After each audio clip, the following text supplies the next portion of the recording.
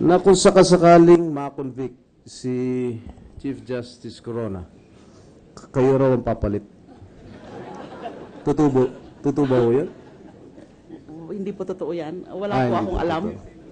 Kung sasakaling... Wala po akong alam dyan. wala ho kayo alam.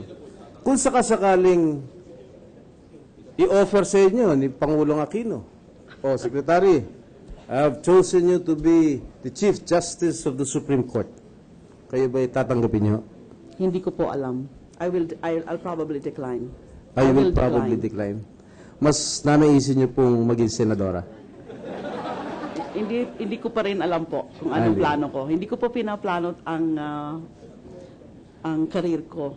Hindi ko po plinano yung pagka-chairperson ko ng Commission on Human Rights. Hindi ko rin po ito plinano na maging Secretary of Justice. Na basta nandyan na lang po. Okay.